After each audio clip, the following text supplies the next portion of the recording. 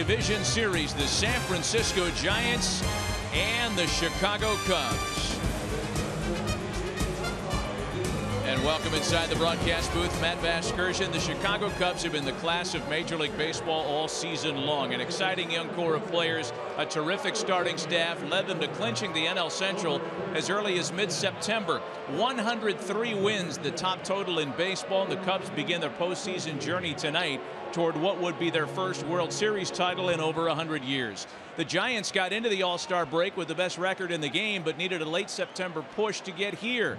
They won their final 4 games of the regular season, beat the Mets in the wild card game in New York on Wednesday, and stand 11 victories away from an improbable 4th World Series win in the last 6 years. I welcome Hall of Famer John Smoltz to the broadcast. John, we are set, all the elements in place for what should be a terrific best-of-5 series. Well, I personally can't wait. I've been looking forward to this series.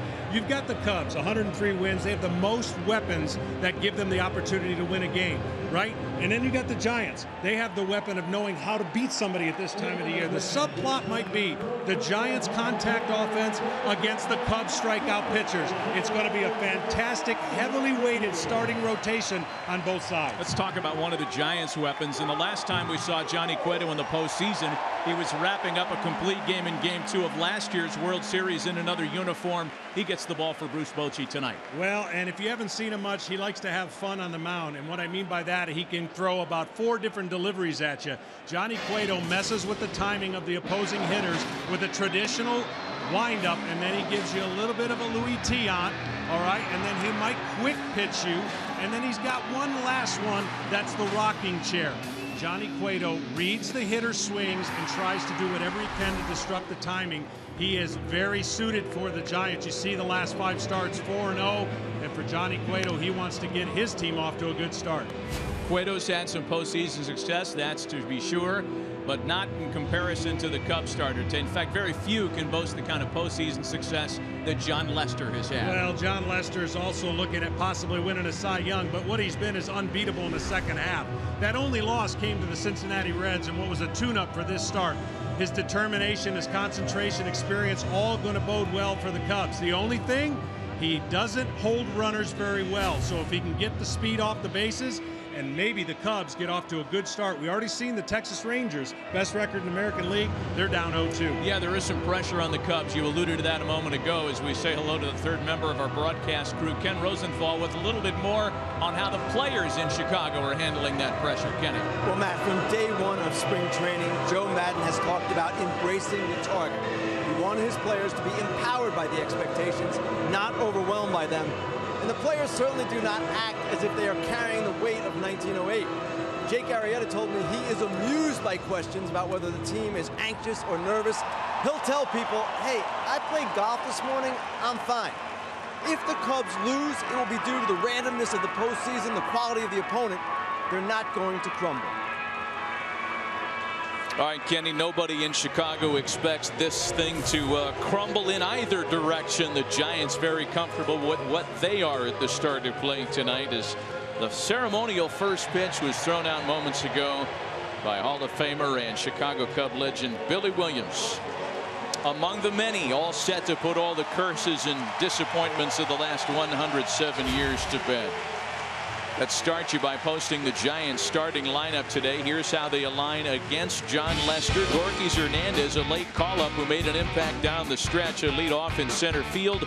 Brandon Belt moved into the 2 spot at the end of the season. Had a lot of success there. He bats second tonight.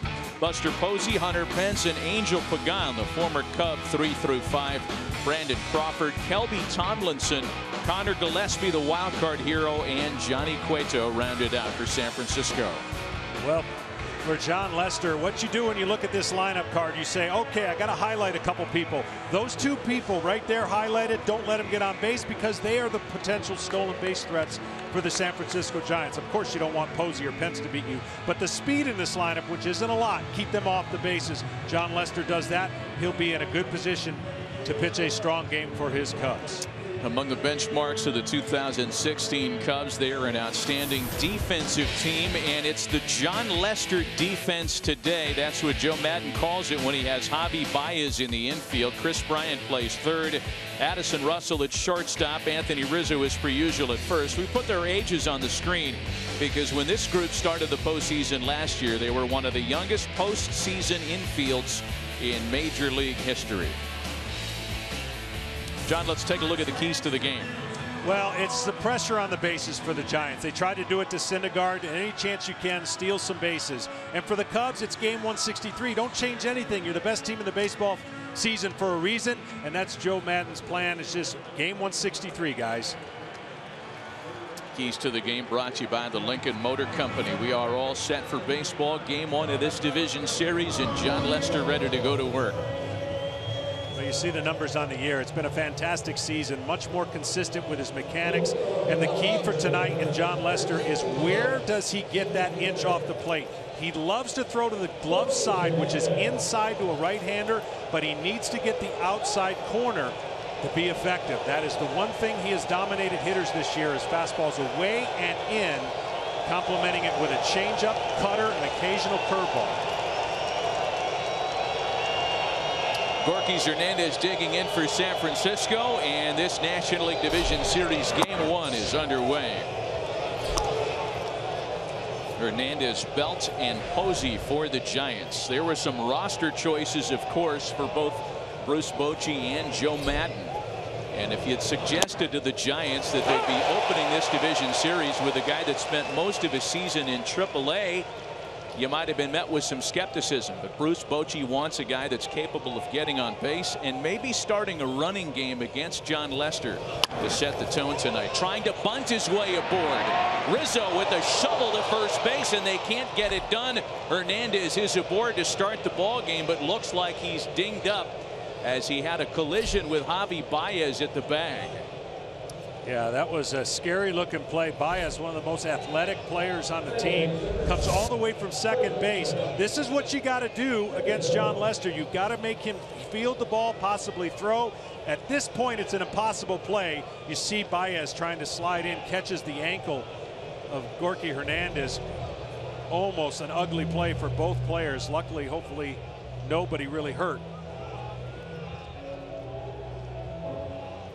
But I'm surprised over the course of the season why more teams didn't try to do that. You can tell in the postseason, everybody's more amped up. The crowd's more into it. Everything is a rally. When a guy gets on first base, it's a rally, and they have the right guy on the base. Do the Giants if they're going to try to create speed and take bases. Hernandez did not have a stolen base at the major league level this year, but he did steal 20 at AAA this season. And here now is Brandon Belt with the leadoff hitter aboard. Belt, as we mentioned, moved into the 2 spot at the very end of the season, and it paid some dividends. The Giants are 6-1 with Belt batting second. And Belt himself seemed to take off in that spot as well. A .375 batting average for him in the final week of the season as the number 2 hitter. There goes Hernandez. Throw to second by Ross is in plenty of time to get him.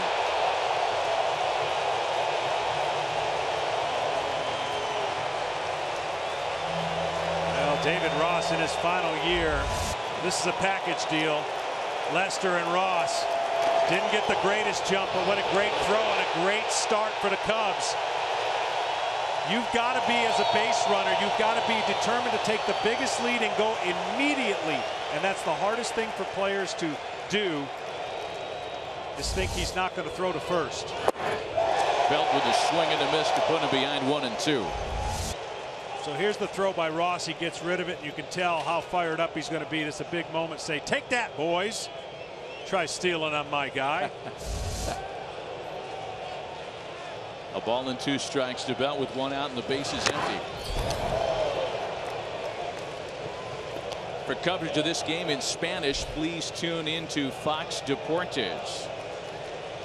But if you're the Giants, you have to do that. That is the right play. Talking to Bruce Bochy is trying to convince his players to get a big enough lead and go. Don't worry about being picked off. He rarely throws the ball over to first base. And Belt commits. 2 gone to start the top of the first.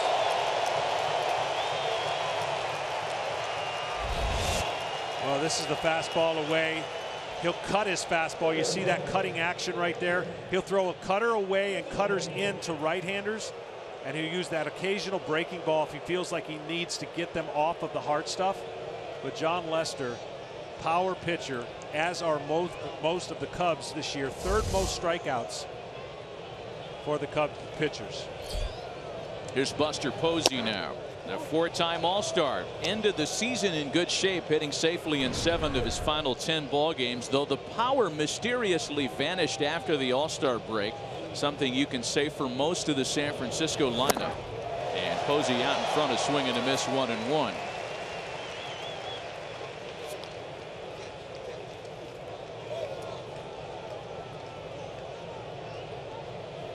"46 postseason hits for Buster Posey, and plenty of career left in this young man. 21 career postseason runs batted in. His next will pass Barry Bonds for the most in franchise history.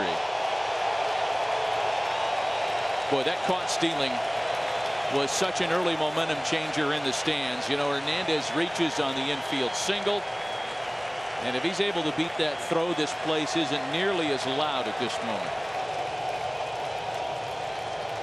Lester's 1-2 to Posey. You know, the thing that Jon Lester and David Ross feel strongly about regarding the stolen base success, and again, 72 opposition bags in 2 years against Jon Lester, an enormous total. They feel much like your ex-mate Greg Maddux did. If they can't get on, they can't steal, so I'm not going to worry about it. Exactly.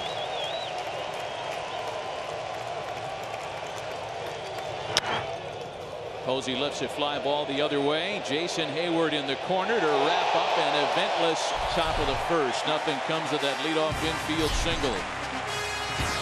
So the Cubs have no score at Wrigley. Bryant and Rizzo off the top. Ben Zobrist, Addison, Russell, and Jason Heyward 4 through 6. Javier Baez gets a start at second base.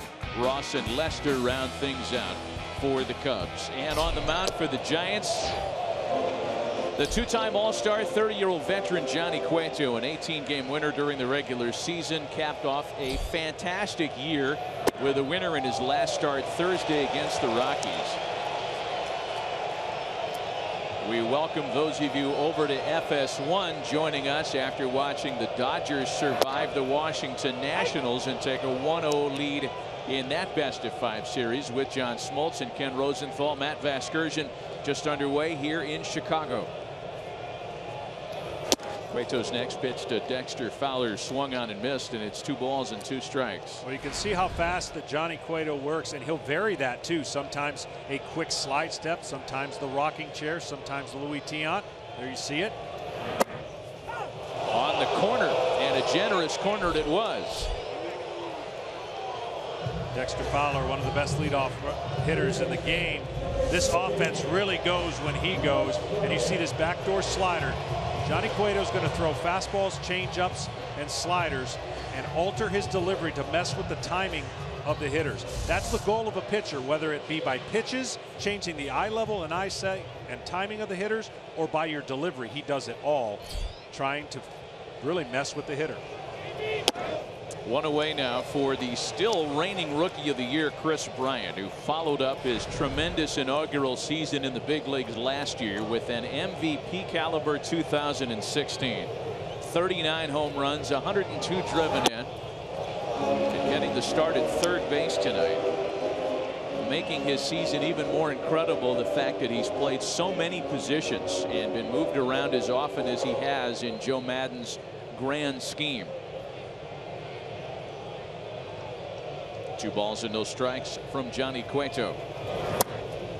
To 2-1. Well, if Bryant has any kryptonite, it's a right-handed changeup to a right-handed batter, and that's the one scenario where he has not been able to do much. 0-91, and Johnny Cueto, I would assume, would throw some changeups to Mr. Bryant if he's given the count in his favor.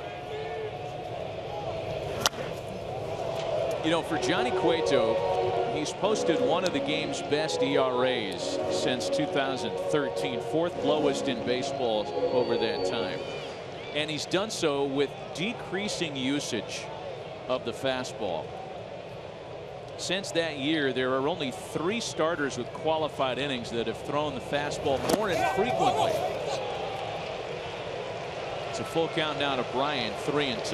There was the changeup right there. Bryant's done a great job 1 year to the next. We know how talented he is. We know the numbers that he's put up, but he's cut down his strikeouts significantly and changed his bat path through the zone to try to do that, and it's been successful. And he probably is going to get rewarded with an MVP trophy before it's all said and done.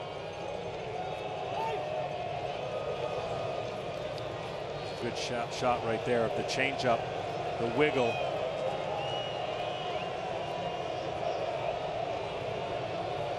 Full count offering to Bryant on its way. Back to Cueto. He fumbles with it for a moment, but gets it to Belt in time for out number 2.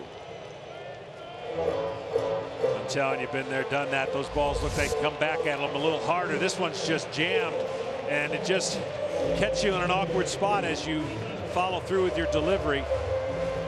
Cueto's a pretty good athlete, and obviously you got to be a pretty good athlete to be able to have those type of deliveries in balance to deliver and execute your pitches.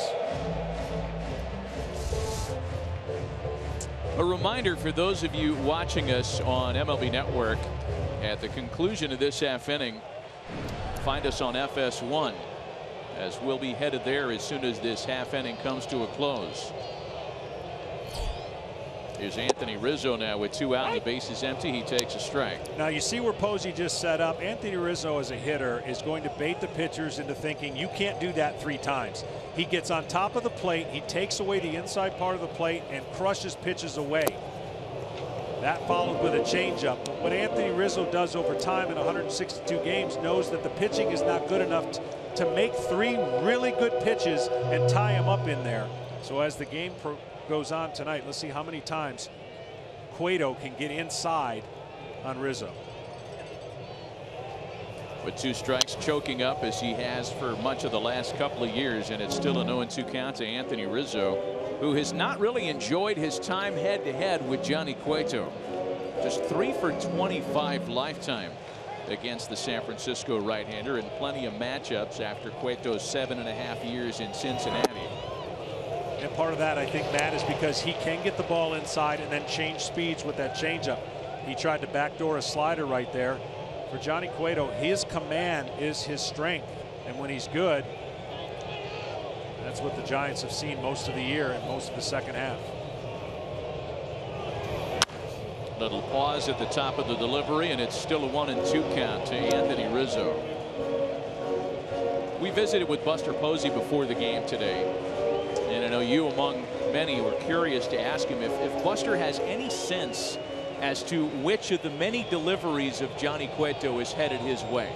He said he really doesn't, but that Johnny Cueto is one of the best at recognizing the hitter, and when he recognizes the hitter in the swing, that's when he does this.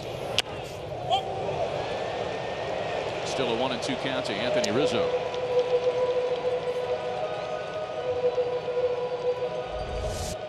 You can see a little bit of balance point, turns his back to the hitter, and then he'll speed it up. It's fascinating to see how many different ways he can get a hitter out. Quick pitch, and Rizzo is waiting for it, lines it out to right, handled by Hunter Pence, however, to put an end to a 1-2-3 bottom of the first. And for those where everybody's attention has been captured by what's happening in Wrigleyville, Cubs after a historic home season here, more home wins this season than in any other vintage of Chicago Cubs baseball. And you can bet there was excitement here starting in the wee hours of the morning. Folks have been anticipating this day all season long. Hunter Pence leading off against John Lester, a bouncer over the bag. Baez bobbles, Pence runs well, and the Giants have their leadoff hitter aboard for the 2nd consecutive inning. Baez is so good. If he doesn't juggle this ball, he's got a chance. But as soon as he comes up with it, he's got a little bit of a transfer juggle, and you can understand how far he had to go to get it. Still had the ability to throw the ball to first base on line. This guy is so good defensively for the Cubs. See where he's set up. Lester, the ball gets right over his head. But Pence, so unorthodox in everything he does, but so good at everything he does. Leadoff hitter aboard now for the former Cub, the switch hitter Angel Pagan. Pagan hit 12 home runs this year. Not known as a power hitter, but the 12 home runs a career high, and he enjoyed quite a spike in slugging percentage from a year ago. It's a Giants team that does not hit a lot of home runs. Pagan with a swing and a fly ball out to left. Zobrist is there, camped under it for the first out. And he's yet to register a hit against John Lester.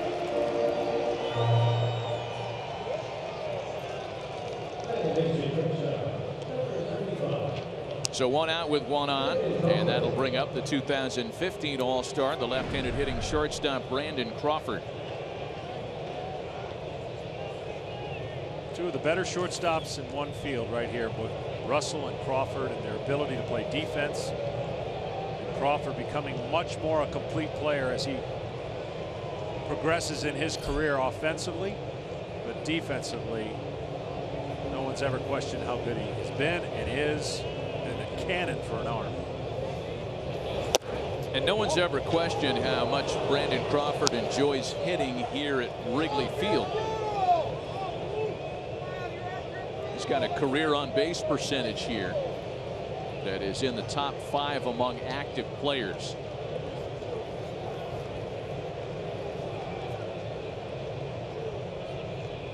Pass off the bag at first. Stolen only one base all year long, and Crawford swings and missed to fall even at 1-1. Now what Lester will do by not throwing over to first base, he'll vary his times. He'll hold it, he'll watch the runner, then there'll be another time where he'll go quicker, but his delivery for a left-hander to home plate is pretty quick. Doesn't have the high leg kick, doesn't rely on that deceptive move. He is just going to try to get it home as fast as he can.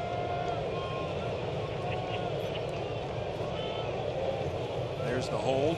Anything to disrupt the timing. You'll even see Rizzo kind of come out in front of the bag to create a little bit of a deception problem.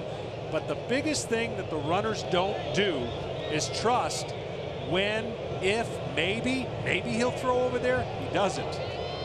You just got to go on first movement if you decide to go. Crawford sprays the ground ball to third. Bryant has only one play, and that's on Crawford. There are 2 gone. It remains a curious thing how somebody like John Lester, a veteran pitcher that's enjoyed so much success, 4-time All-Star, 2-time World Series champ, does not feel comfortable throwing the ball to first base. It's as simple as that. And you can tell opposing base stealers that he won't go there. You can show him the numbers.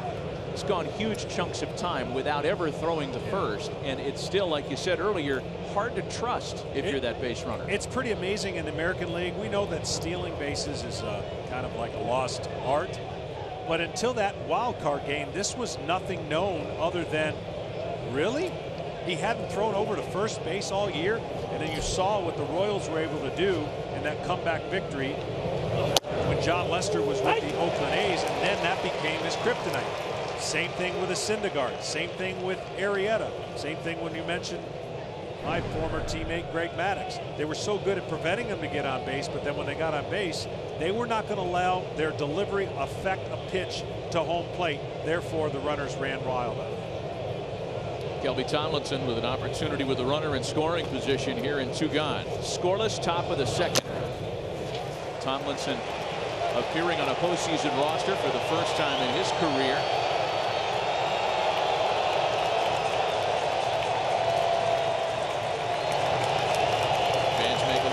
In support of Lester in another 2-strike, 2-out count.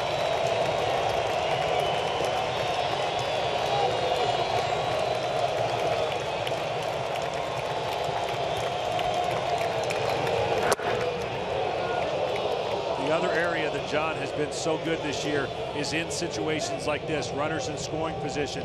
He gives up nothing. He makes it very difficult to string together some big innings. 173 batting average against when runners are in scoring position. And 2 outs, 0-6-5. That's stingy.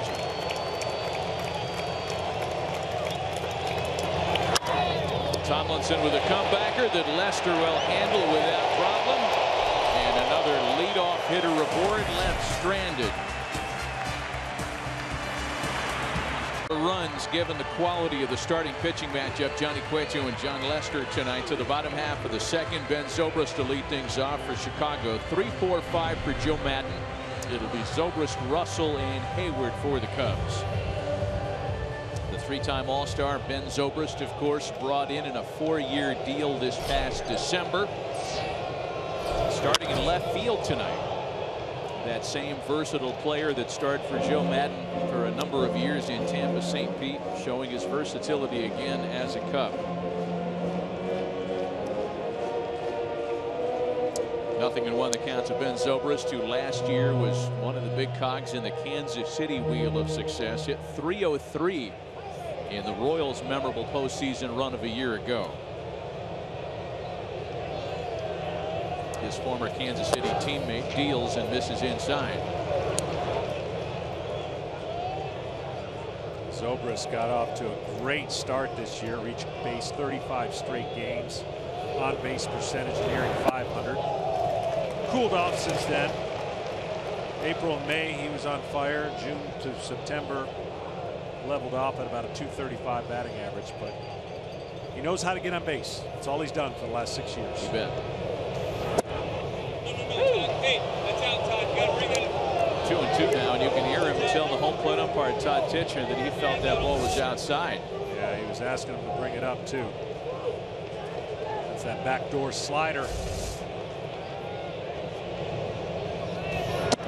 That's where Cueto got the call to strike out Dexter Fowler, and I think Joe Maddon's very aware that if Johnny Cueto is going to get that pitch tonight, it could be a long night for the home team. Just remember what side of the plate that's on. That's on the arm side, left side, away from a left-hander. A swing and a miss by Zobrist. 2 strikeouts for Cueto tonight. As we mentioned, it is Todd Titchener behind the plate. Additional umpires in the postseason down the lines, and that's where the crew chief John Hirschbeck is. He's in left. 6-man crew here in the division series. And see, that's a great example of taking advantage of a called strike from Johnny Cueto and throwing a changeup away. Addison Russell picks on the first pitch and sends a fly ball to right. Hunter Pence is there, and there are 2 gone. And what that did was put Zobrist right on a sensitive alert to that pitch away that could be called, so he had to attack it. That side of the plate has been more receptive early on for strikes than the right side of the plate or inside to a left-hander. So here's the changeup off of a backdoor slider in the same area. You're expecting that hitter to recognize that that's probably going to be in the same area. The fade and the changeup and change of speed's got the strikeout. So 2 gone, bases empty now for the right fielder Jason Heyward. I've always said, as a pitcher, you are just trying to find the spot that you can get an inch or 2 more. Wherever that is, you just want to find it. And then once you find it, you expose it as much as you can. It's your go-to place. And every umpire, for the most part, has one of those spots on one or the other side. And it's almost impossible to be equal. A ball and a strike to count to Heyward to 1-2 now.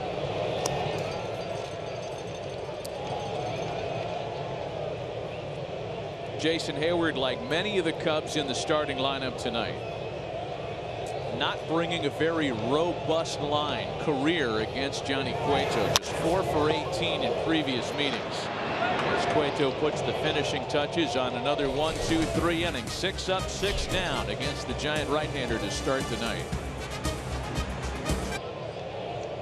To the top of the 3rd, Connor Gillespie leads things off for San Francisco. Gillespie then the pitcher's spot, Johnny Cueto, and top of the order, Gorkys Hernandez. Well, Connor, Gillespie just a .262 batting average through 100 games during the regular season, but a bigger moment has not been had by many than the moment Gillespie had to win the ball game, the dramatic home run in New York in the wild card game, and he stays red hot with a base hit into right field to start out the inning. The leadoff hitter aboard once again for San Francisco. Well, something that this team does very well that was unnoticed, and that's make contact when they have to. And this at bat, 2-2. Watch the pitch. That led to a walk. That ability to foul that pitch off and then work a walk allowed this to happen. And that 3-run homer, along with Madison Bumgarner, is the reason why the Giants are alive and well in pursuit of another, maybe improbable, World Series championship run. It's a great point. It's the moment before the moment that we kind of lose, and the Giants struck out fewer times than any other National League team. As we're going to have a little change here. This was something that came up at the end of the regular season. Anthony Rizzo is putting on a different glove. He's wearing a second base, a traditional infielder's glove, because he's going to switch positions with Javier Baez. And it was at the end of the season when Rizzo switched to play second base that it was brought up that, hey, wait a minute, you can't do that unless Rizzo puts on a non-first baseman's glove. Snap throw down to first, and they got him!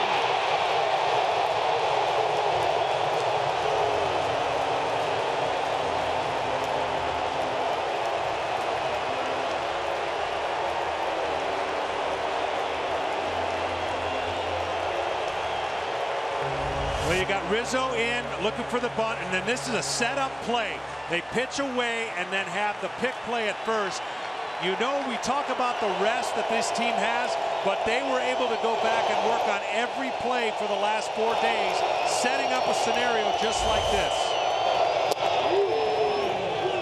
Now, the Giants have put their leadoff hitter aboard in 3 straight innings, and they've run themselves right out of 2 opportunities. Gorky's Hernandez caught stealing, and Gillespie picked off.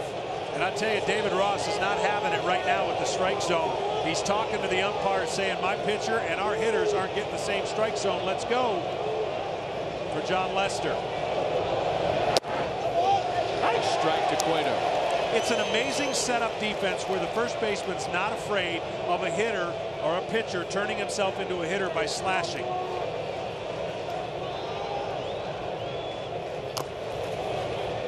And a bunt foul by Cueto to make it 2-2. You will see this later in the game if it plays out. Rizzo will come charging in as you see the pickoff play. He will come charging in to be within 10 feet of the batter. And what the runner's trying to do is gauge how far he can get off the bag, so when the bunt's down, he can get a good jump to second. Cueto bunts. Ross is on it. Pretty good bunt, but Ross is able to make the play. I think Dave thought that was out number 3. He's fired up. He is fired up. Last season, gets to play when his buddy's on the mound, John Lester, so that package to get him through the game to win, he takes so much pride in it. Back to the top of the order, Gorky's Hernandez. The Cubs are an outstanding defensive team. So, by the way, are the Giants. San Francisco led the league in fielding percentage. Hernandez sounded like he broke his bat, sends that one to left. Zobrist is under it. Before we can even continue the theme, Lester and Ross get him out of the inning. The beginning of an emotional night in Chicago, still scoreless. Bottom third of the order, Baez, Ross, and Lester against Johnny Cueto. See the numbers there, 4 strikeouts and 6 at bats.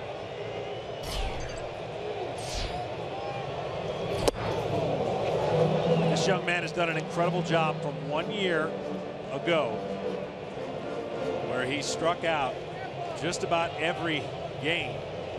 He's cut down his strikeouts significantly this year. Big swing and a high fly ball slicing into shallow center. Hernandez has it, and there's one away. Let's take it back to that exciting play with Anthony Rizzo charging on the punt. We've seen it before, John. We saw it at the end of August for the first time in L.A. It's incredible how far he gets in there.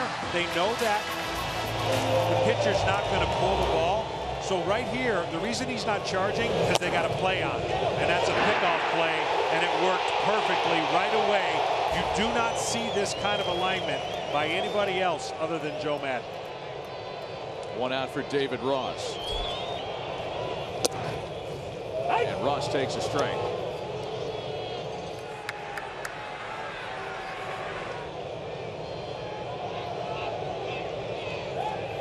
We didn't even really have a chance to talk about Joe Maddon and the kind of gamesmanship that Clint Hurdle threw at him at the end of the season when he had Anthony Rizzo cover the bump play as a second baseman. Clint Hurdle actually was the one that made him put the second baseman's glove on. The pitch stays high to David Ross, and it's 2 balls and a strike now. Well, Joe Maddon has done a lot of things in his managerial days. Some would say, oh, that can't work with the Rays. You can't bring what he does to the Rays into Chicago. And not only has he done it, it's been successful. He doesn't just throw ideas out and see what happens. It's everything is calculated. Well, and it's all working in simpatico with the players that the front office has either brought in via free agency or in many cases with this Cubs team drafted. He's got the personnel to do that. What a job by Theo Epstein. Can you imagine doing it in Boston and Chicago? Ross with a drive to left field. That ball's well hit. Hernandez slides at the ivy to make a brilliant catch.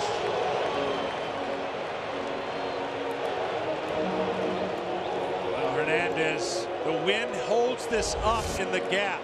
The wind is blowing from left field to right field.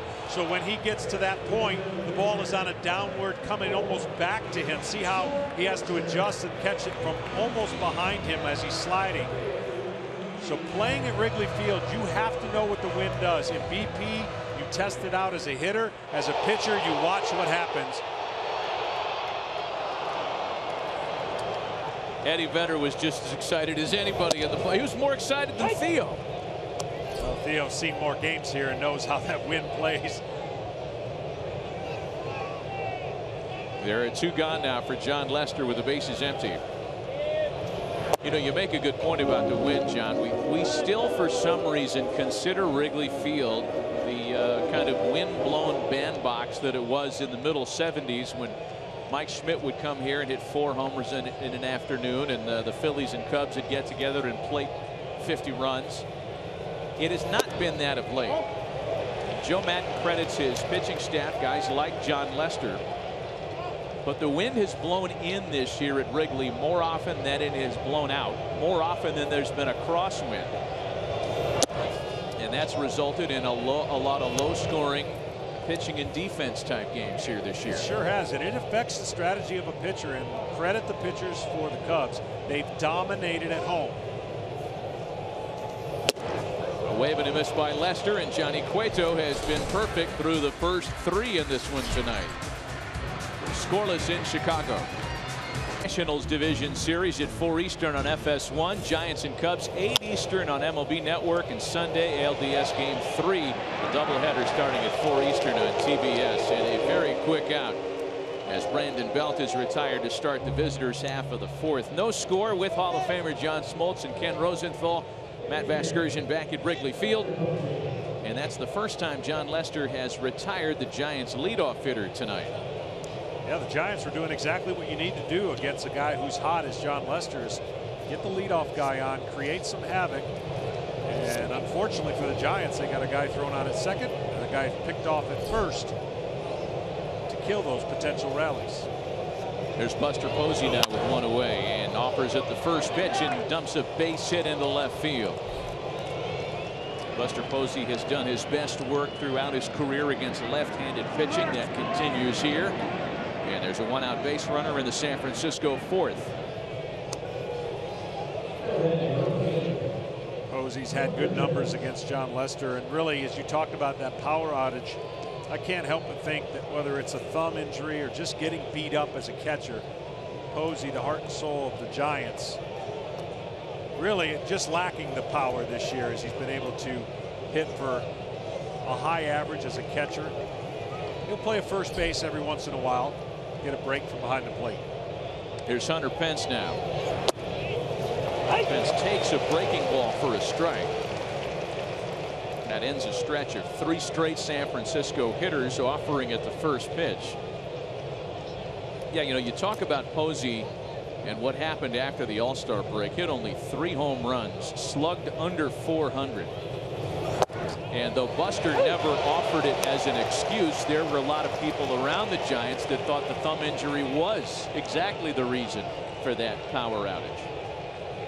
Well, on 0-2, here's where Posey can be, as I said, very unorthodox. Find a way to put the bat on the ball, as the team does as a whole on the year. They put the ball in play, Posey especially. Next offering to Hunter Pence, misses upstairs, and it's a ball and 2 strikes.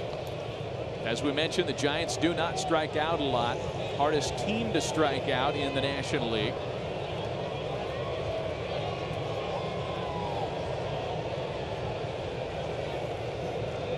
Posey aboard with 1 gone. Angel Pagan waiting on deck, and it's 2 balls and 2 strikes. I mean, you're really begging when you think that's. It's the playoffs, Matt. Come on. They are fired up. Come on, guys. You'll see the crowd here, and then wait till you see the crowd in San Francisco. Playoff baseball doesn't get any better for a fan, for a player. 2 balls and 2 strikes to Hunter Pence. Posey with an enormous lead off of first base, and Pence shoots it foul. Well, Pence broke up a no-hitter here against Lester on an unorthodox swing, a little backdoor cutter, if I remember correctly. He had a no-hitter going. Watch this little reach out and break it up, break up the no-hitter, the shutout. That's the kind of swings that Hunter Pence can put on. He looks off balance. He has tremendous power the other way when he looks like he's just fooled.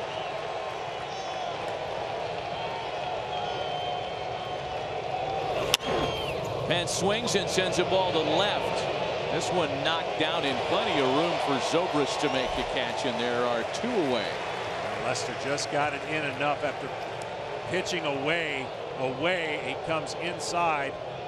Pence in a little bit of a protect mode, couldn't get his hands through. He's another one like Rizzo, chokes up on the bat. Fly balls that are hit high tonight, unless it's to right field, I don't think you're going to get much out of them. So here's Angel Pagan again. He flied to left in his first try tonight.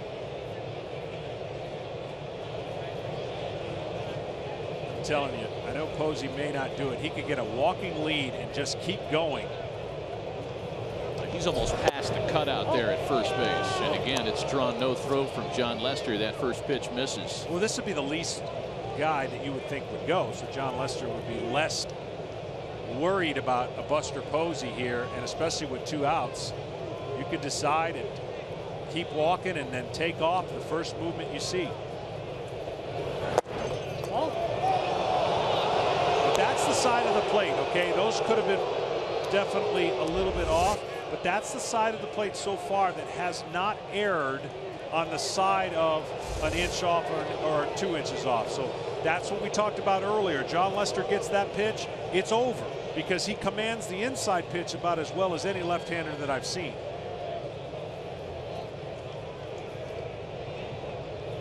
Two balls and no strikes to Angel Pagan. To 3-0 now.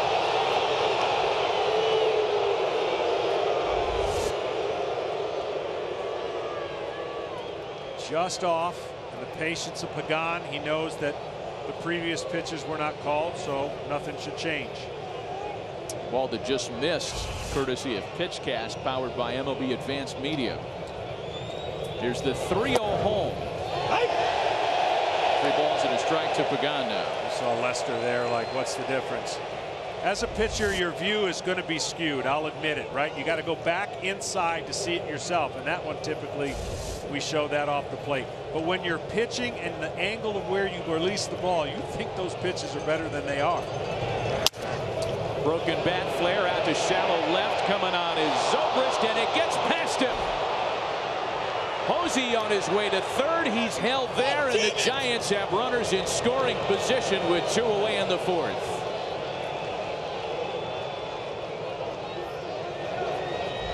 Wow, I'll tell you what, anyone but Posey maybe scores on this play with 2 outs. You see the ball sinking. Zobrist can play multiple positions. He's in left field. Just doesn't get the glove down. And Posey, he's forgot how many outs there were right there. That little hesitation right there, and you can tell he's thinking to himself right now, like, Well, so it's going to be up to Brandon Crawford if that's what Lester elects to do. Face one of the Giants' bigger RBI threats, 84 for Crawford during the regular season.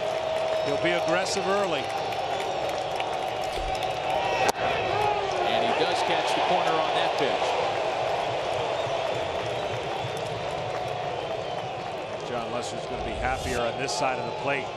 That's the side of the plate that has been a little more lenient on close pitches.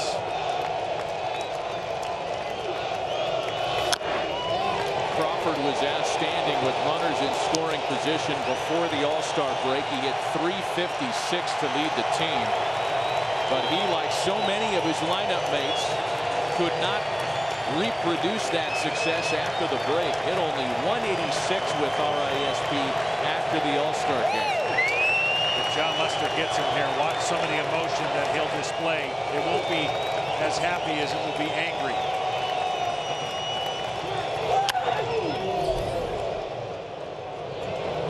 Still 0-2 to Brandon Crawford. Started him with a cutter away, went in, went up. See if he goes back to the cutter away on this 0-2 count. Crawford ended the regular season hot. He's reached base in 22 straight, including the All-Star game. Including the wild card game, that is. That one's going to get out of play, and it stays 0-2. That one caught too much of the plate right there. 95-mile-an-hour fastball. Supposed to be away, and this pitch comes out over the middle of the plate. The velocity is probably the one thing that John was able to get away with Crawford on an 0-2 pitch. Too good of a pitch.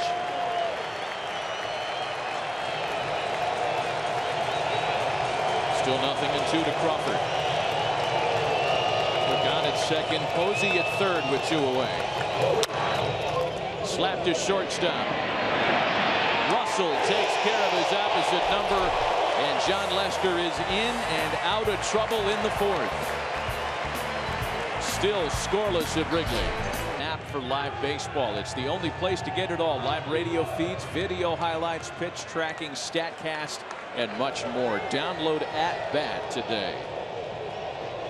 Still scoreless in Chicago. The Cubs half of the 4th, looking for their first base runner against Johnny Cueto, who's been perfect through 3. Top of the order, Fowler, Bryant, and Rizzo.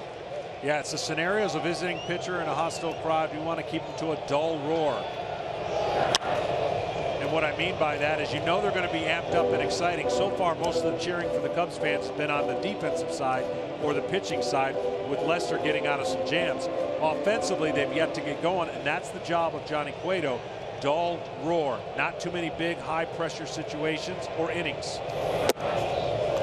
You know, I think we got past the whole Cueto drops the ball at PNC in the wild card game of a few years ago with his great World Series last year. He's picking up right where he left off as a Royal last October. On the ground to the shifted shortstop. Crawford takes care of Fowler. There's 1 away. Defense has been strong on both sides so far. The Cubs employing one of their trick plays, if you will, defensively to cut down a potential rally in the 3rd when David Ross was able to pick off Connor Gillespie, a play we asked Joe Maddon about between innings. So all this stuff started in spring training. We did freshen up a couple days ago. Tuesday we had a sim game. Wednesday we freshened up on some defensive stuff. And you can see David's been great at that play all year. David's just a really good, smart catcher. Joe, John Lester, no doubt he has the emotion. He has everything you need. Wiggled out of some jams early on. That's got to be a good sign, even with the leadoff hitter getting on 3 different times. Absolutely, yeah. He's done that all year, though. That's one thing about Johnny. You can get a couple guys on it that doesn't really bother him. I know there's been a lot made of people stealing bases, etc. But you go, we go. But for the most part, man, people get out there. He does a great job. Look at his ERA. Kris Bryant rattles a double into the left field corner. And the Cubs not only have their first hit of the night, they've got a runner in scoring position. Well, you see where that pitch was. You see how flat his swing was over the strike zone. And this ball has a little bit of topspin that gets by. And for a double. Listen, Bryant's had an unbelievable year. The rest may have helped him more than anybody. He was struggling in September. And maybe that little 3-4 days of jolt rest will help get that bat fresh again. They're hoping so, because Bryant's been huge offensively for the Cubs. Yeah, just 4 for 23 down the stretch at the end of September. But his double gives Anthony Rizzo an opportunity with 1 away. 109 RBIs for Rizzo during the regular season.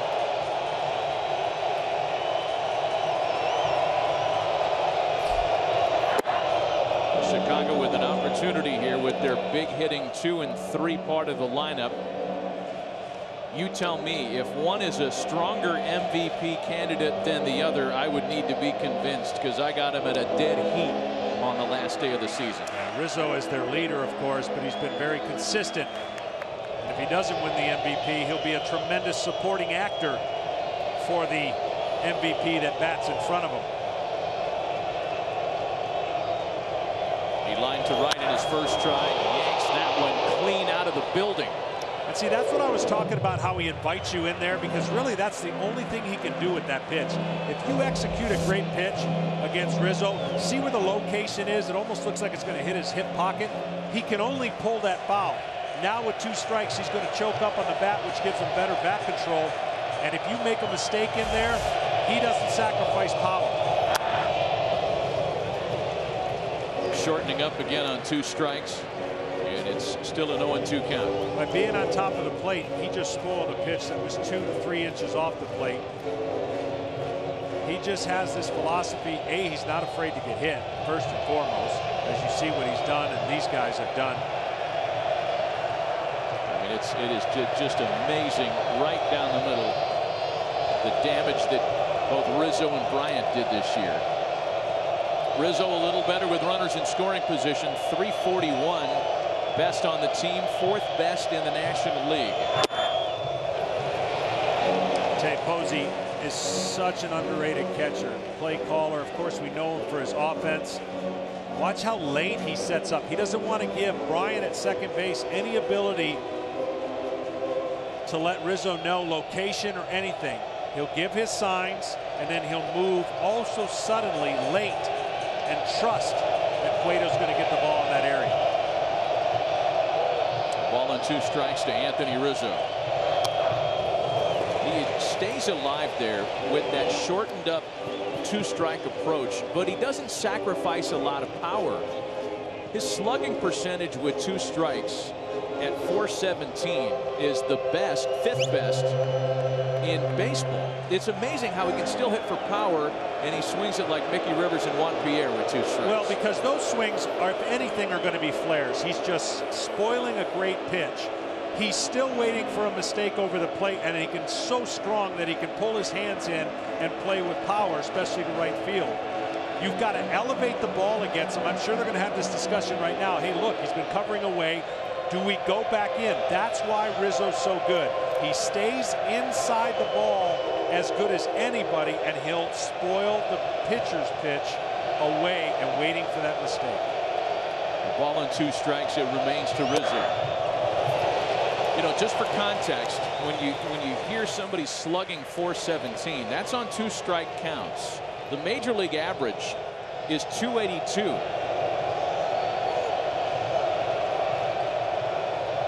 They got him set up for a changeup if they want to go there. They've gone away. They went back in. They moved his feet just a little bit. There's the changeup. And And a chopper to Tomlinson, who was in short right. He gets it to Belt in time. There were 2 away. Bryant takes third on the play. So what happens on a guy that's looking to make contact? The changeup down creates the ability for him to actually do exactly this. Last minute swing, and that's the only thing he can do with it in a protective mode. Great sequence for Posey and Cueto. The conversation on the mound, you want to be as confident as a duo as you can. And talking to Posey, he said his English is good enough. He understands what I'm trying to do, and I understand what he's trying to do. So now Ben Zobrist. Zobrist, a strikeout victim, back in the second, 1 of 3 so far. Line to second. Tomlinson gets it on a hop. And Johnny Cueto keeps the Cubs off the board despite the 1-out double in the 4th. On to inning number 5. The Giants and Cubs still scoreless in game 1. The 5th is scoreless game at Wrigley Field. Kelby Tomlinson, Connor Gillespie, and then Johnny Cueto. And John Lester back to work. Lester stranded 2 in the 4th. He yielded leadoff singles in each of the first 3 innings tonight. The Giants were unable to get anybody past second through all that. An opportunity with second and third and 2 away in the 4th, and Lester slammed the door on Brandon Crawford to keep the game 0-0.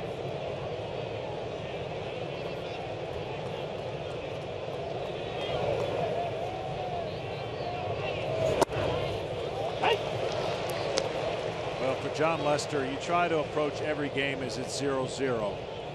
But when you're in a playoff situation and you're at home and the pressure is on your ball club because the expectations are so high, you just want to alleviate as much stress as you can by getting that leadoff hitter out. He's not happy with some of the pitches on that side of the plate. So it's been a little bit of a grind for John in some areas, but he has come up big. Pitch is right there. Sorry, Matt. Hey, don't apologize to me. Here's a 3-1. And it's a full count now. Well, you know, John Lester made 2 starts against the Giants this year. And in the first, in mid-May at AT&T, we were there for that one. He lasted only 2 2/3. Gave up 5 runs on 6 hits and 3 walks. And it was the same kind of frustration that he seems to be experiencing tonight with a lot of borderline pitches that weren't going his way. The difference is tonight, he's been able to keep the Giants off the scoreboard despite that. Still a full count, 3-2 to Kelby Tomlinson. Well, he's had so much experience in these situations. That helps. I'd say experience is only as good as if you put yourself in a position to execute. So the Giants have tremendous experience. 12 players, 3 rings on their roster. If they put themselves in position to utilize that experience, then it's helpful. Still a full count to Kelby Tomlinson. And now David Ross comes out for a visit. And what I mean to clean that up, what I mean is you can't just rely on experience to get it done. You have to execute. So what experience in these situations is you don't get carried away, you don't get too high, too low, too frustrated, although we're seeing some frustration as the importance of some of these pitches dictate the count in favor of the hitter or in favor of the pitcher. That's a big swing. But you're not allowing the game to go too fast. You allow the game to slow down and make it as close to a regular season game as you can. Here's the 3-2, and Tomlinson's unable to hold up.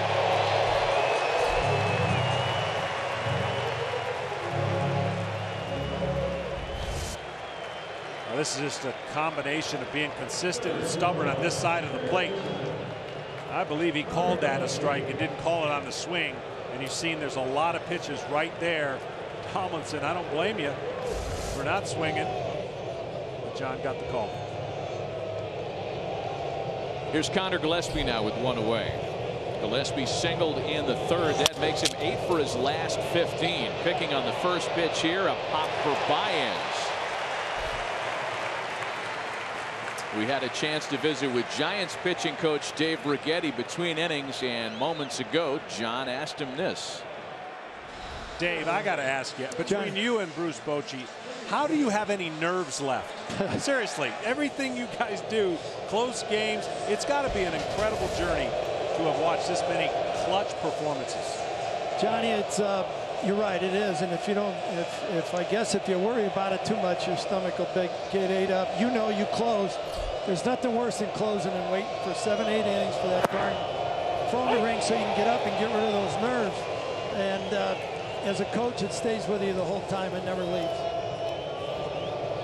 Well, you and Dave Righetti sharing that closer/starter's role in your playing careers as Cueto tries to bunt his way aboard and falls behind 0-2. You know, it's so true. When you're out on the mound, you can do something about this game. When you're watching it, you're sick to your stomach. I mean, playing is so much easier, believe it or not, it was for me, than sitting knowing you couldn't contribute. You're just rooting for your teammates. Lester looking for a 1-2-3 inning here in the 5th, and that one bunted foul off of David Ross. That's it. Yeah, bunt foul, and that'll do her. Everybody stayed on the field to see what was up with David Ross, but the foul bunt with 2 strikes means a 1-2-3 5th for John Lester.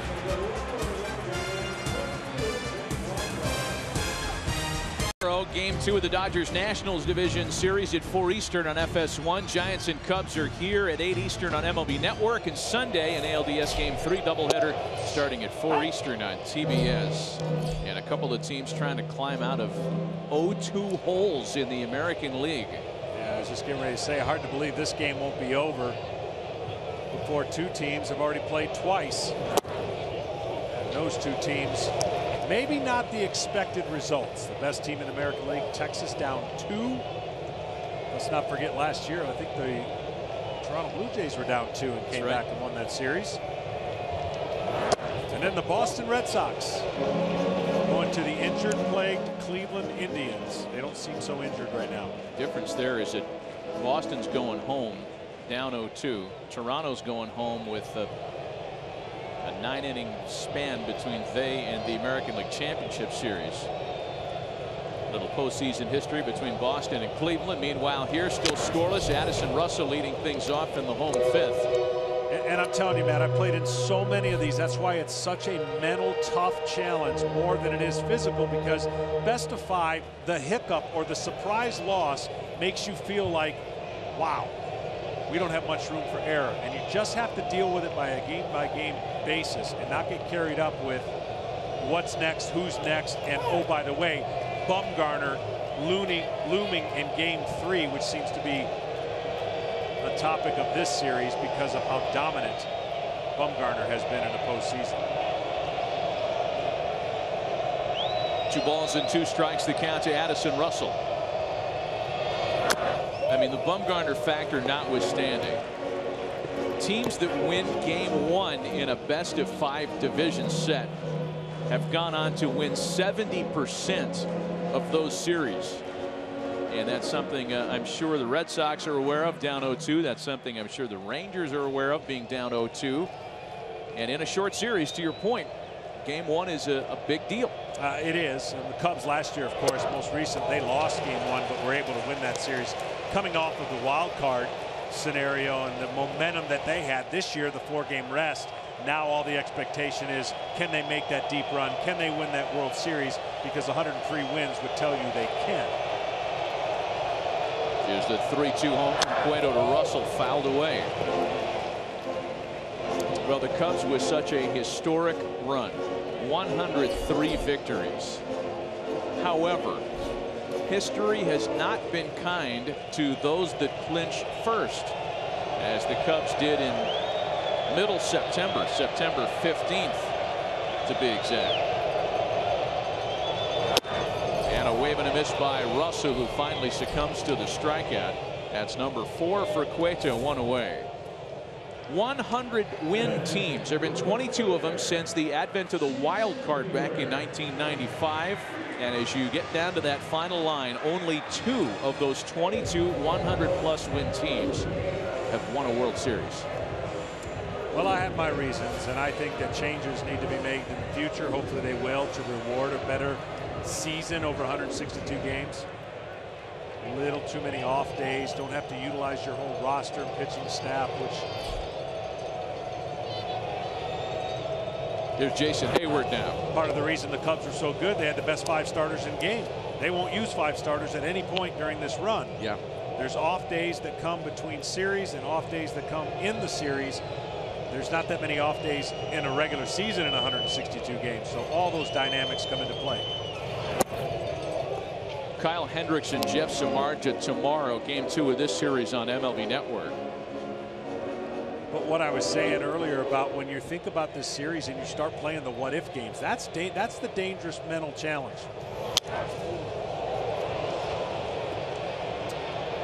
Posey and Belt hoping for a chance, and Posey's there to make the play in front of the friendly dugout for out number 2. And so what happens is you hear people say, oh, well, if the Cubs go 1-1, they got to face Bumgarner in game 3. Well, they got Arrieta too. It's like this matchup, every game is going to be a tremendous matchup. That's what makes this series so intriguing. You just have to deal with each game at face value, not get carried away down the road. Here's Javier Baez now with 2 out and the base is empty. Well, think about the fact that the Cubs have Major League Baseball's ERA leader, and he's not pitching game 1 of the series. Baez lines a base hit into right. Few could argue with the decision to start John Lester. He's the pedigree guy, and he had a phenomenal year, and he, with Kyle Hendricks, is a Cy Young candidate. But to have a guy like Hendricks, who won the Cy Young or the ERA title by a lot, as your game 2 starter, speaks to the depth of this staff. Oh, and Jake Arrieta, by the way, is your game 3 guy. Well, I just marvel at these guys right now because these 2 teams have veteran starters, and they've all been able to develop and provide innings throughout the year. Of course, the Giants rely heavily on their starting pitching. The Cubs have a more well-balanced pitching staff, including their bullpen.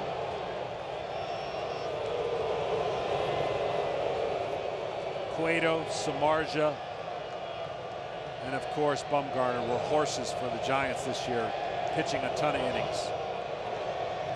David Ross fly to center in his first try tonight. Little check-in throw on Javier Baez, who has stolen 12 bags this year on 15 attempts. Pitcher on deck. It's the hardest position to hit, the 8th hitter. Trying to guess if the pitcher's even going to challenge you in these spots. David Ross has done great things at the plate on behalf of that guy, John Lester. Much has been written and said this year about the relationship they've had ever since their days in Boston together. Ross has been behind the plate for all but one of Lester's 32 starts this year, and it just seems, whether it's coincidence or not, his best offensive performances come when John Lester's in the ballgame.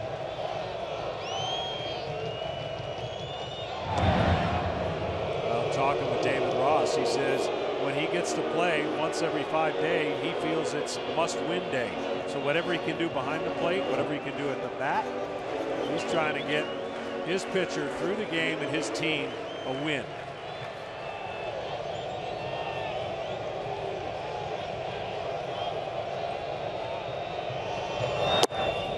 Fastball misses the corner, and it's 2 balls and no strikes. For the Cubs to make a deep run in the World Series and get to the World Series, they're going to need something beyond Zobrist in their lineup. The front 4 are pretty lethal, as you can see with MVP candidates and Fowler at the top. But this is the part of the lineup that's got to do something. Otherwise, teams are going to continuously make this part try to beat you if they can. Pitch around Zobrist, pitch around Rizzo and Bryant. Back-to-back fastballs, and Ross can't catch up with that, the high hard stuff. And it's 2 balls and a strike. Again, the pitcher spot due up next with a runner on and 2 away in a scoreless game, last of the 5th. And it's 3 balls and a strike now.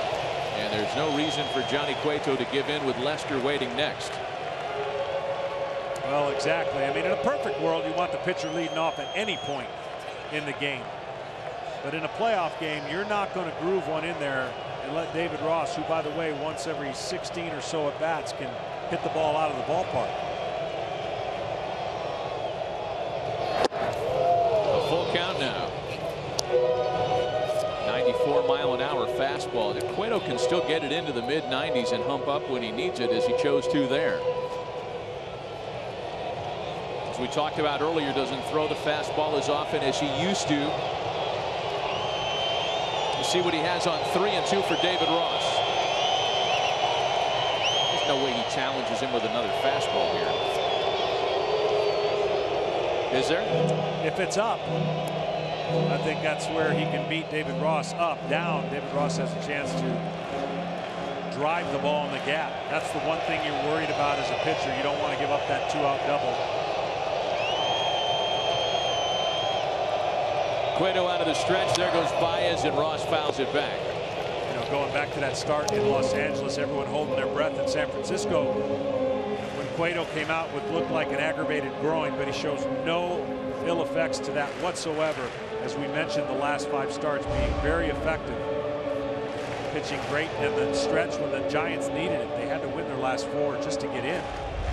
Missed his second to last regular season start, but finished the month 4-0 with a 1.78 ERA. Baez running again. The next 3-2 pitch, he got him with the wrinkle. 5 strikeouts for Johnny Cueto through 5 shutout innings, plugging right along, scoreless in Chicago. Top of the order here in inning number 6. Hernandez, Belt, and Posey against John Lester.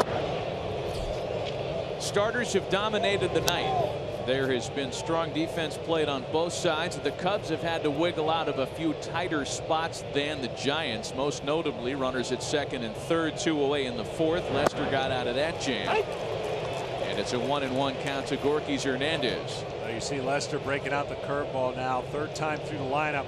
He's been firm with a lot of the guys early on, attacking with fastballs and 2 seamers.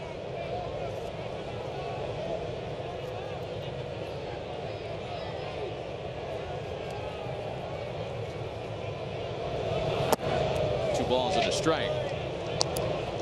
Catcher David Ross has played an important role for the Cubs tonight with a caught stealing and a pickoff. Gorkys Hernandez, the guy at the plate, been responsible for one of the big defensive moments in this game. Let's take another look at it via StatCast, powered by Amazon Web Services. Took a hit away in the gap. You saw 91 feet. You saw the wind hold it up. A nice sliding catch. Giants, as do the Cubs, do everything they can to help themselves win a baseball game.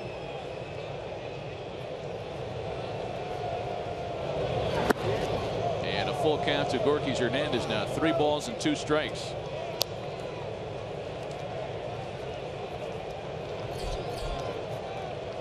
Brandon Belt waiting next.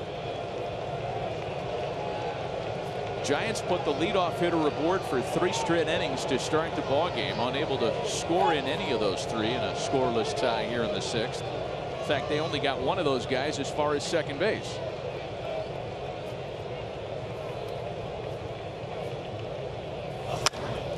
Hernandez lines to shortstop. Russell's got it, and there is 1 away. His was one of the semi-surprises on the Giants postseason roster, and Gorkys Hernandez, as we mentioned, Ken Rosenthal, spent most of his season at AAA this year. He did. The Giants signed him to a minor league contract January 26th. He did open some eyes in spring training, then had a good year with the bat. He had always been a really good defensive player, once a top prospect for the Braves, and down the stretch they began playing him against left-handed pitching. And Denard Span had really good numbers against Lester. 8 for 28, 6 walks, 429 on base percentage, but they wanted Hernandez's right-handed bat, and they love his defense. And in there to start game 1 tonight. Yeah, we talked to Bruce Bochy about him before the game, and he was somebody that was on their radar in spring training. 0-1 to Brandon Belt, a ball and a strike now to the Giants' first baseman. He also said that he had faced Rich Hill and of course Kershaw, and he had been having some success, so he wanted to continue that against Lester here and not stack his team with too many left-handers.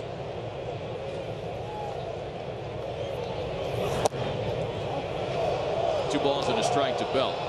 That really is going to be the theme. Past Lester, it's right-handed starters. But in the bullpen, the Cubs have 3 left-handers that can go in and take care of some of the left-handed batters that the Giants have out there.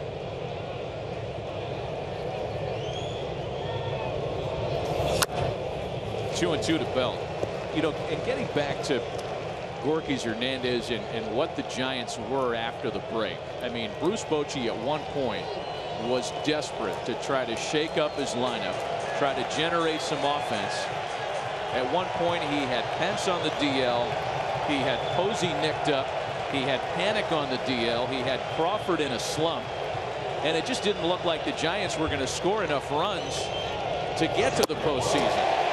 Belt swings and misses. Matt, to his words, he said they could do nothing right.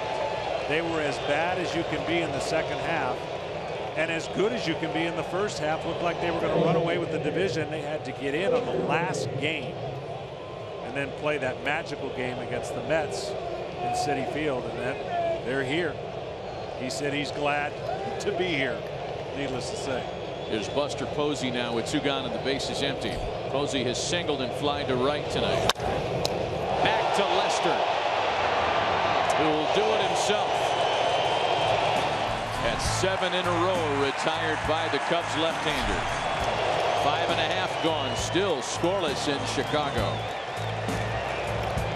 Improvised to get out of the top of the inning. Yeah, if you're wondering why he ran it all the way over, well, he doesn't like to throw it in general, but the ball goes between the glove webbing, and he's decided he's going to do it himself. And it's not the only time this has happened to John Lester. We'll get a chance to show you a few different times, one where he did have to throw it over. But nonetheless, good fielding position, catches it, makes the out. Lester leading off the 6th, followed by the top of the order, Fowler and Bryant. We are locked up in the same kind of pitchers duel that the Giants were locked up in on Wednesday at Citi Field in New York. Scoreless last of the 6th as Lester swings through. Yeah, he's looking at him. That's dirty pool. That's pitcher-on-pitcher crime right there. He threw him a changeup when he was sitting on a fastball. Went around on the 2-strike check swing attempt. 6 strikeouts for Johnny Cueto tonight.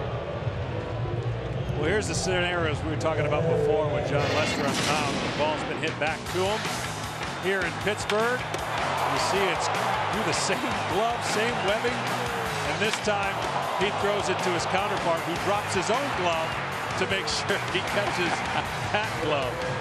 Channeling his inner Terry Mulholland.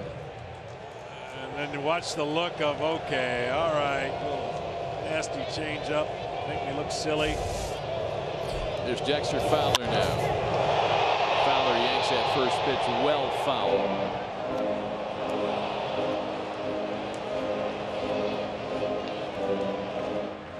Lester and Cueto have been brilliant tonight.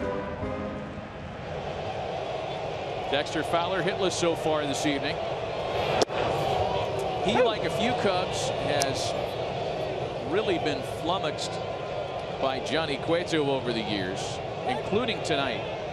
3 for 18 with 9 strikeouts.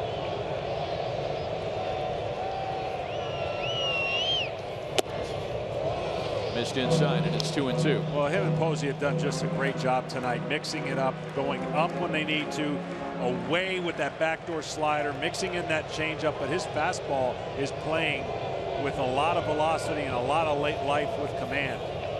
Check the count, 1-2. The next pitch misses to now make it 2 balls and 2 strikes. And if you couple that with the hitter not knowing which delivery you're going to get, the timing of a hitter is so important when the pitcher goes through a traditional windup. He is not traditional.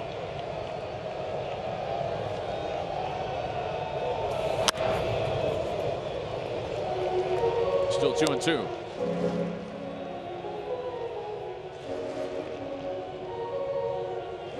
Kris Bryant waiting on deck with 1 out and the base is empty. Just a pair of hits for Chicago tonight. Bryant's doubled in the 4th. Baez with a 2-out single in the 5th.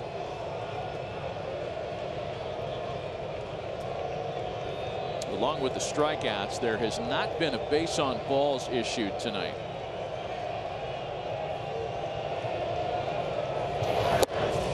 Swing and a miss by Fowler. Back-to-back strikeouts start the 6th inning for Cueto. Our Bud Light game summary: it has been a pitcher's night at Wrigley Field this evening. The Giants with 14 consecutive scoreless innings to start the postseason. That is in the top 5 among longest streaks in Major League postseason history. David Ross has had a big night. Though it's a scoreless game, he's the first catcher with a pickoff and a caught stealing in the same postseason game for the Cubs since 1935. Tell you what, Johnny Cueto in the scouting report, some of these Cub hitters love the first pitch. Bryant especially one of them, but he's putting them in spots where they can't do a whole lot with them. As you see the line scores between both these pitchers, 7 Ks for Cueto, 4, and no walks for either one of them.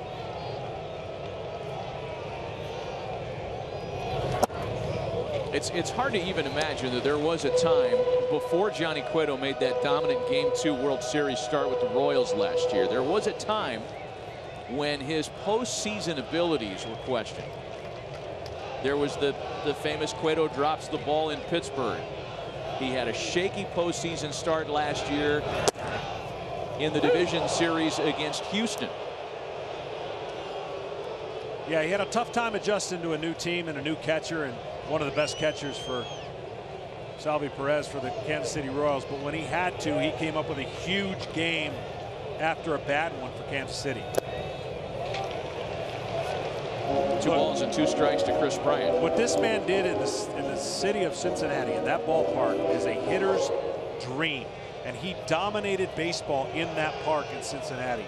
The only question for Johnny Cueto was, could he stay healthy enough? Because he always had some lingering problems, and he has proven that to be the case. He's been healthy, he's been dominant. Bryant swings and misses, and he strikes out the side, does Cueto, in the 6th. 8 punch-outs for the Giants right-hander on the road tonight, still scoreless in Chicago.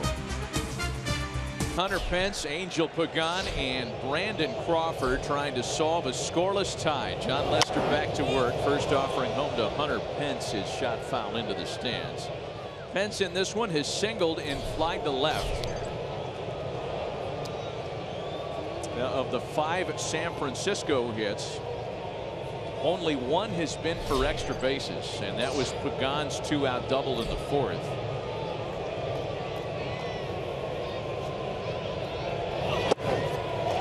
Quickly 0-2 to Hunter Pence. Well, Lester's done a great job in his pitch efficiency. Only 75 pitches so far. Even with the traffic on the bases, he got some quick outs. He got some help on the bases via pickoff at first, thrown out stolen base at second base. So he's in good shape to go deep in this game. Pence pokes an 0-2 pitch to second for Baez, and there is 1 away.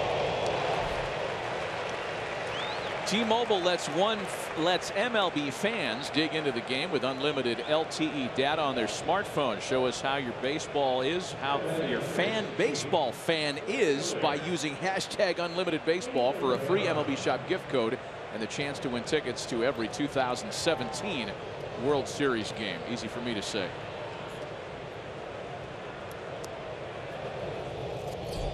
One away here in the 7th inning, and Angel Pagan, again, who doubled back in the 4th, will dig back in the 7th.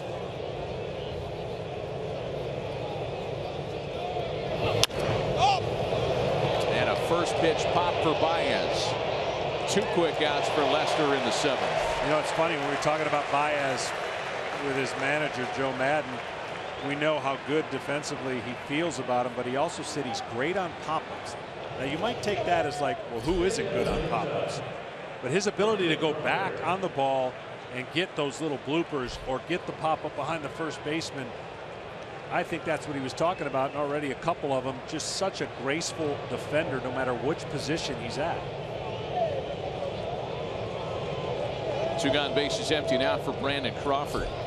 Yeah, Joe Maddon has called Javier Baez his Swiss Army knife, because he can open him up and play him at any position. He loves how aggressively he plays infield. He is out there specifically behind John Lester, a part of his John Lester defense. Crawford hitless 0 for 2 tonight. Sends that into the opposite field for Zobrist. Another 1-2-3 inning for John Lester. He's retired 10 in a row. Up and stretching at Wrigley in a scoreless tie. Addison Russell in the Chicago half of the 7th in a scoreless tie with Hall of Famer John Smoltz and Ken Rosenthal. Matt Vasgersian back at Wrigley Field. Been a fun one to watch so far tonight. Johnny Cueto and John Lester have been in complete control. There's a ball smothered by Tomlinson, and Rizzo is retired on a fine play to start the 7th. Well, this is definitely what the shift was created for. You don't have to worry about the speed of the hitter. You can play super deep. As Tomlinson does a nice job on what looked like a base hit off the bat of Rizzo.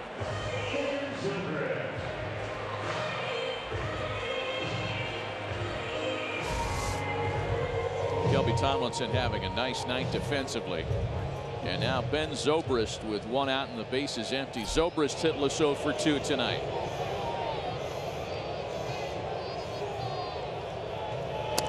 I tell you, in being involved in these kind of games, when you're on the road and you get through the bottom half of the inning, you go, all right, just give me one, just give me one. And then if you're John Lester and you get through the top half, all I need is one. And that might be obviously all the team needs, is because both pitchers are locked in. As we saw in the wild card game, this is playing out so similar to what Bumgarner and Syndergaard were doing. And that's why I said, even to Dave Righetti, if you're in the Giants, how do you have any nerves left? Strike to Zobrist, and it's 2-1. It just seems like they play a lot of these games. Well, I think it was the 2012 World Series run for the Giants that their veteran broadcast duo of Dwayne Kuiper and Mike Krukow called it torture, right? Wasn't that the 2012 team? And they meant it affectionately, of course, because it was torture watching the one-run games, watching the way they were able to eke out wins late. Well, just to put it in perspective, Johnny Cueto, this will be the 13th game this year that his team has given him 2 runs or less. 13. 2-2. And oh, by the way, he's 5-3 in those games. That's unheard of. When you're pitching in that many close games, you could expect to come out on the losing end more times than not. Well, Cueto, at now the 13th game, that would match 13 games he's given 6 runs or more.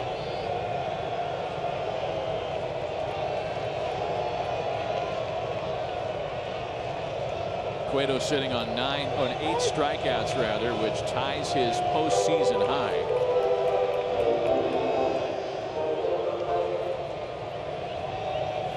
At one point it struck out 4 in a row before Rizzo grounded out to start this inning. Make it 9.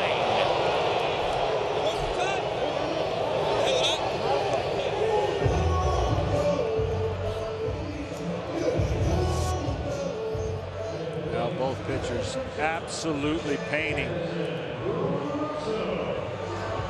And for Chicago, it's been obviously 5 days since they've gotten a groove to play a real game, and offensively have not been able to get on track against Johnny Cueto, and all of his motions and all of his change of speeds and locations.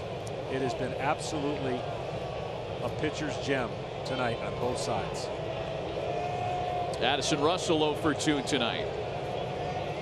And Russell behind 0-2 here. Aroldis Chapman would love to think he'll have an opportunity to pitch in this ball game.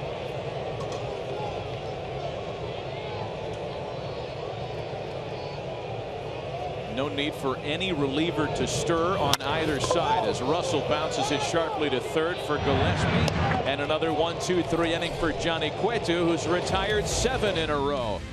A pitching and defense night here in Game 1. The Giants and Cubs head to the 8th. Scoreless.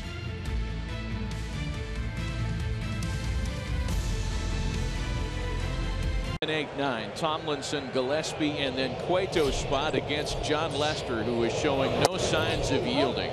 He starts the 8th, having retired 10 in a row. Kelby Tomlinson's been victimized twice in his many tries. Only 5 hits allowed by Jon Lester tonight. He has not walked a batter. He struck out 4. Tomlinson sends a slicing liner out to right center, run down by Fowler, and there's 1 away. Postseason baseball continues tomorrow. Game 2 of the Dodgers National Series on FS1 at 4 Eastern. Giants and Cubs game 2 in this one is on MLB Network at 8 Eastern. And then on Sunday, a game 3 doubleheader in the American League starting at 4 Eastern on TBS. And tomorrow, with the Nationals down 1-0, they turn the ball over to Tanner Roark. And another left-hander for Los Angeles is Rich Hill will make a postseason start in D.C. Tanner Roark's been unbelievable. Rich Hill reinventing himself, coming back from nowhere to now help the Dodgers, who seemingly had 20 starting pitchers to get them to this point. A much healthier Dodger team now. Dodger bullpen's been amazing all year long. It was true again today as Gillespie sends a foul ball toward the stands and out of play. The Dodgers bullpen this year was the first ever to lead the league in ERA and innings pitched. And speaking of bullpens, the first bit of bullpen activity on either side tonight. Hunter Strickland is up for San Francisco. Yeah, I would think this is just in case Gillespie hits a double or gets a hit. If he hits a double, maybe you take the chance and pinch hit. 2 opportunities to score. Saw Aroldis Chapman up for the Cubs. He is yet to begin throwing. And Kenny, before the game, Bruce Bochy told us the tale of Wednesday in the wild card game. Before Gillespie hit the game-winning home run, he was ready with a plan B. He was, Matt, and Jared Parker was in the on-deck circle, ready to hit for Madison Bumgarner. But Bochy told Parker, look at me before you go up there. Look at me. Well, once Gillespie hit the home run, there was no need to hit for Bumgarner. The score was no longer tied. He didn't have to worry about getting that go-ahead run. Parker, though, was celebrating, and Bochy had to scream at him to get back in the dugout so Bumgarner could hit and remain in the game. Could you have imagined if Parker was announced and they had to remove Bumgarner from that game? Gillespie swings and misses, and that's 5 strikeouts for Lester tonight. Yeah, well, Bruce Bochy actually said he had to get Denard Span to go race out there and get him because Bochy couldn't get out there at any close to that speed, just to make sure the umpire didn't signal him in the game, which would have been the end of Bumgarner. Cueto will have his 3rd plate appearance, and a chopper out to second base. Retires Cueto. 13 in a row retired by Jon Lester. Who's going to blink first? We're going to the bottom of the 8th, still tied. It looked like a congratulatory handshake from Joe Maddon to Jon Lester. 8 brilliant innings, 8 shutout innings for Jon Lester. 5 strikeouts, didn't walk anybody, scattered 5 hits, only 1 of them an extra base hit. But Jon Lester looks like he may be through for the night. Johnny Cueto, meanwhile, will continue. He'll try to match 8 scoreless innings and go back to work on Heyward, Baez, and Ross in the last of the 8th inning. Yeah, you could see Jon Lester saying, I got this, I got this. He's due up 4th. You almost wonder if there would have been a 1-2-3 inning if he leaves him to pitch that 9th inning. The discussion in the dugout didn't look like that, but no one's up yet in the pen. Heyward pops it up. Belt's got it, and there's 1 away. Heyward has done a lot of that this year, and with the Cubs' success, he's been able to escape offensively one of the worst productive years he's had, because defensively he has value and he still has his legs. But man, it has been a very tough year for Jason Heyward offensively. After that first out is recorded, the Cubs bullpen does get to work, and now here's Javier Baez digging in with the bases empty. It is Aroldis Chapman in a scoreless game. I also think that might be the end of David Ross. They pinch hit for David Ross with Lester being taken out of the game. Chris Coughlin is standing in the on-deck circle in Ross's place, so wheels turning in the home dugout here. And it's a ball and no strikes to Javi Baez. This guy is just dangerous enough and has tremendous power. He's cut back on that wiggle that you're going to see in his mechanics of swinging the bat, which trying to make that change is a very difficult one for a young player, but that's helped cut down on his strikeouts. His power's off the charts, but his ability to expand the strike zone was off the charts last year as well. But one swing to make this crowd go crazy. 2 balls and a strike to count to Javier Baez. Well, you talk about him cutting down on the strikeout, something he did successfully while adding to his on-base percentage this year. Credit Joe Maddon for putting him in the right spot more often than not as well. That's a foul ball, and it's 2-2. As recently as 2014, Javi Baez had struck out in 41% of his plate appearances. 41%. Yeah.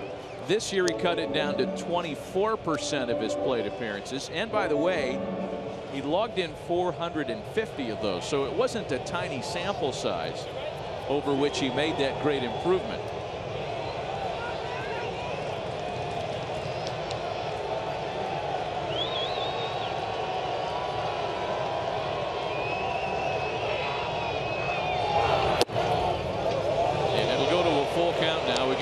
Hitter, left-handed hitting Kris, former National League Rookie of the Year, waiting on deck for Chicago. That was the longest pause for Cueto right there before he delivered the pitch, and even Bill Murray saying, "Let's go." A long-suffering Cub fan.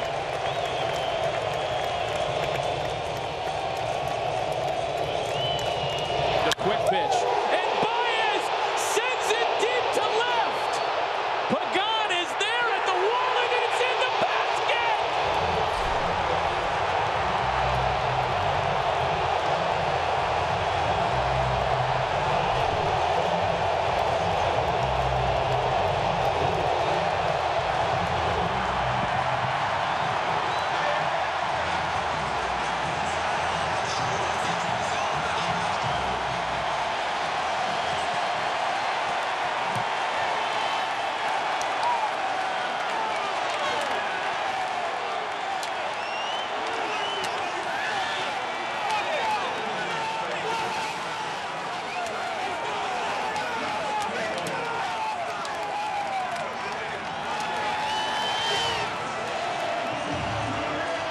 It looked, John, off the bat like that was going to get on out to Waveland.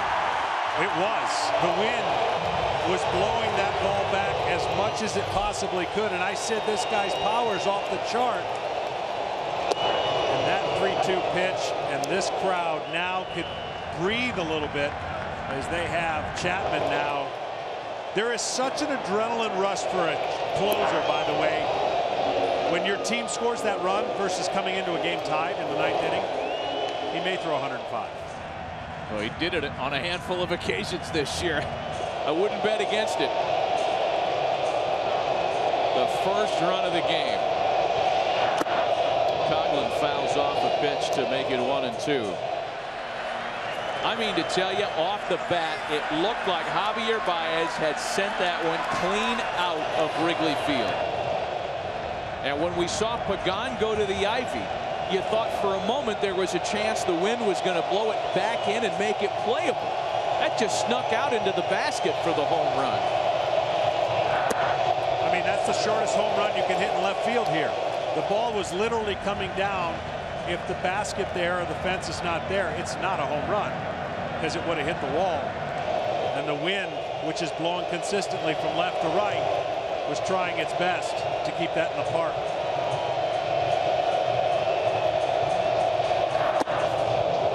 Coughlin swings and misses. That's 10 for Johnny Cueto, but he's still thinking about the home run ball. 3-2 pitch, probably the only bad pitch.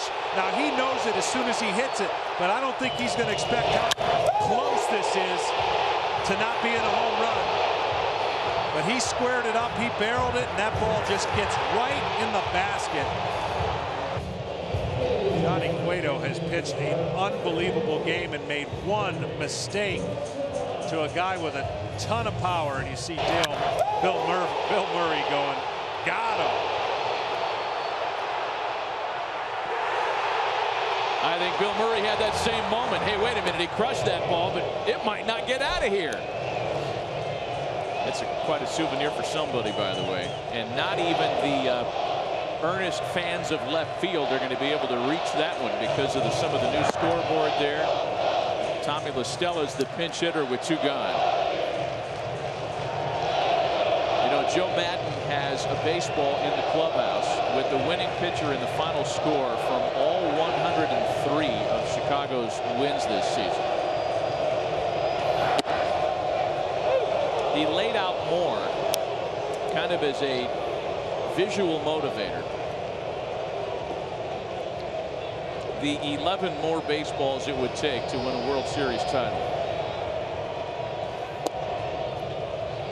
And if somebody can get into the basket to retrieve that one, and if the Cubs hang on to this game, it'll have John Lester's name written on it, and it will go on display as well.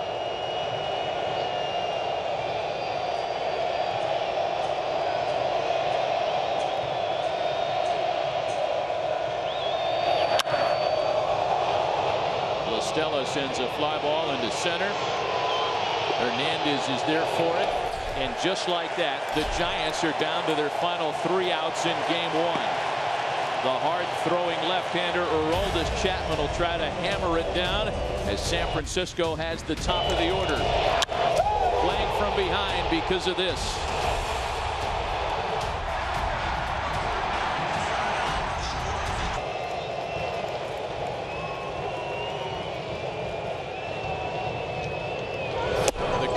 The AT&T call to the bullpen for the hard-throwing Cuban import left-hander Aroldis Chapman, who, believe it or not, despite all the great heroics during the regular season, has just his 2nd ever postseason save opportunity before him tonight. Well, this is what they went out and got, the final piece to what was hopefully going to be a long run and a complete team with the Cubs. The only thing, every once in a while, command issues. Marquez Hernandez swings and misses to fall behind the ball and 2 strikes. The Giants have the top of their order. Hernandez, Belt, and Posey to try to summon up some late 11th hour magic on the road tonight. But honestly, TV does this no justice of how hard this young man throws and what a hitter's challenge to try to react and decide whether it's a strike or not.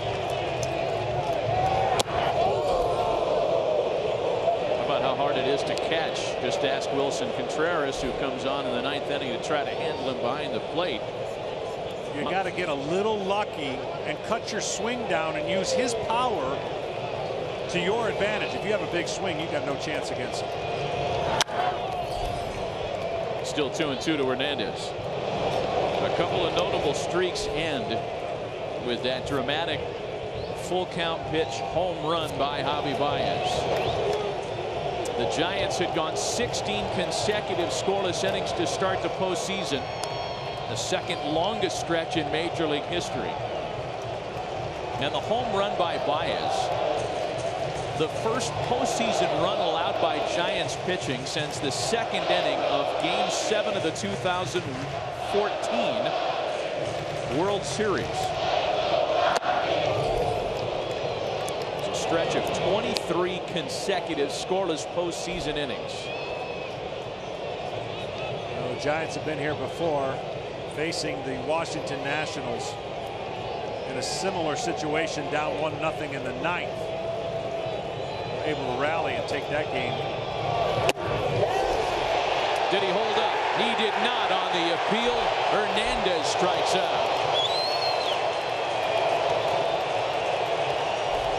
There's some upset guys in the Giants dugout. You can understand the heat of the moment. Did he go? Tough to tell at that angle.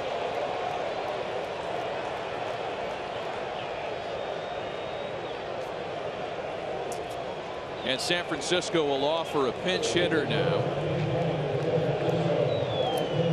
As you take another look at the near check swing by Hernandez.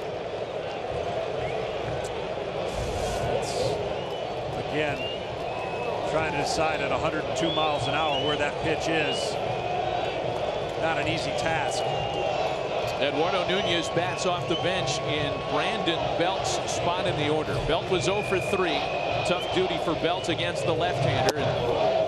Bruce Bochy running out of opportunities to get Nunez into the game. Nunez unable to start. Was not on the roster for the wild card game because of a hamstring injury.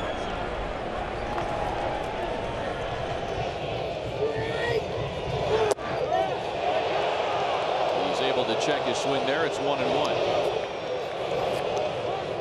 Nunez with postseason experience. Played fall baseball with the Yankees in back-to-back years in 2011 and 2012. And take a look at that. The Giants are without a 9th inning comeback this year. They're trying to get it done against no ordinary man here in Aroldis Chapman.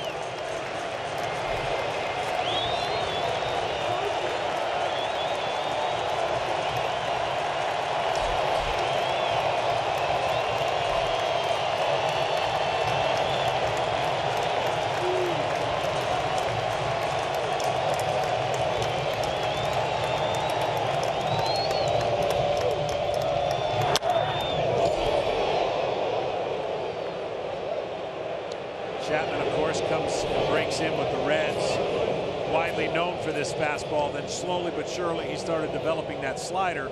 That slider you saw the first 2 pitches to Nunez.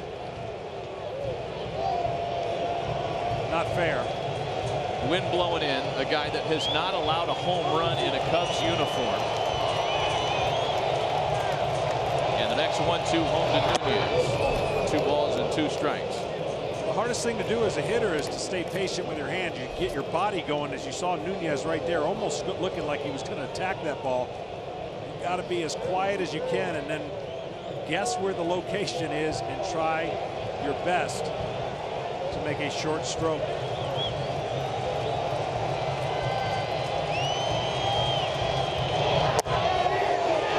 Another appeal, and it's a 3-2 count now in Eduardo Nunez. Had their best 2 chances on deck and in the hold in Buster Posey and Hunter Pence. Eduardo Nunez trying desperately just to get on base here with 1 out in the 9th.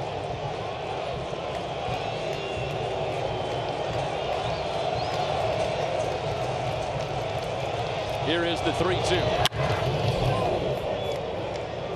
Swung at ball 4 again. Anxious in these moments. You got to pull the trigger quick, but this pitch was way outside. Nunez trying to be protective. Watch where this pitch is, and he just barely gets the bat on it, hits it foul. Would have been ball 4. The next 3-2 pitch. A broken bat flare on a hop for Baez. Some funny English on that ball, but no trouble on the right side of the infield, and there are 2 away. Well, you couple that also with Nunez not being able to be full speed with that injury. Gave Rizzo plenty of time to get back to the bag. A healthy Nunez, I think, beats this out. If there's anybody's swing, by the way, that is tailor-made for a 100-mile-an-hour fastball down in the zone is Posey. Watch this right here. He can't give it the full go.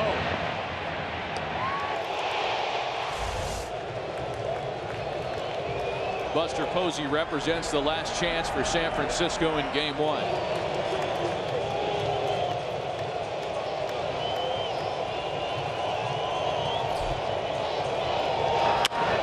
Posey with a swing and a drive to left. Zobrist back, and it's off the wall. Posey into second, the tying run in scoring position with 2 away in the 9th. Posey's got such a simple swing that I felt like this matchup, and he went with the slider. He doesn't overswing. Watch how simple this is. And this ball, if it doesn't have the top spin, it's a tie baseball game. Zobrist does his best to try and get him out at second. Of course, Posey does not have the speed, but see how simple that swing is. Looking fastball, reacting to a slider, and then reacting to this, trying to get to second base. Well, that's going to bring up Hunter Pence. And for many Wrigley faithful, it's just too much to take. There's a pinch runner at second as Gregor Blanco takes over on base. Posey started the night 5 for 10 against Aroldis Chapman in doubles. Here's Hunter Pence, who's had some success in a limited sample size, 2 for 3 against the Cub closer. And what does this remind you of, John? You and I were just a couple of years ago. Game 1 of the 2014 NLDS in Washington. The Giants are down to their final out in the top of the 9th inning. Pablo Sandoval tied the game. San Francisco ended up winning that night. They're down to their last strike tonight. Well, now Pence has to fight, and he fights up here anyways, as does the Giants team. He's got to find the baseball and find a way to put it in play with 2 strikes on him. That was game 2 of the 2014 division series. A ball and 2 strikes, the count to Hunter Pence.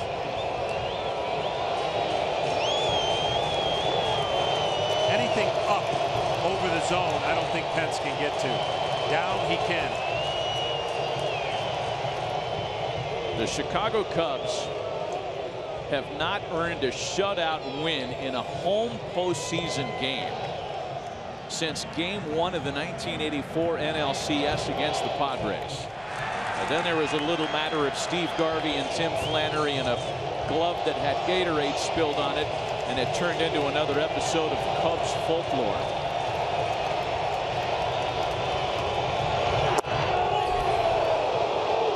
Missing with 103, it's 2-2.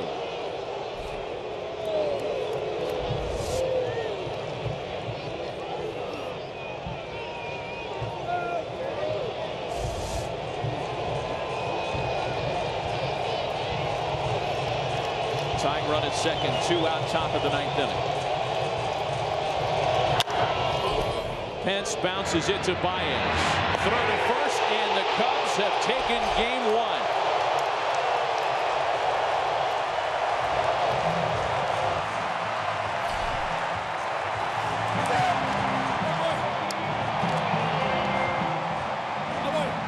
A brilliantly pitched night on both sides of the scorecard. One swing of the bat.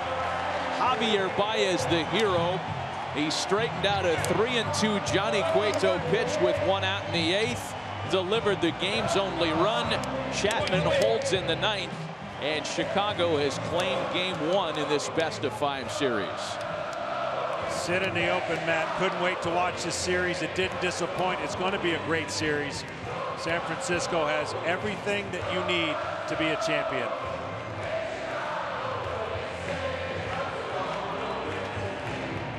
Well, it didn't come without a little stress. After Posey had doubled, Hunter Pence had a chance. This is how it ends, fittingly with Javi Baez making the final play of the night.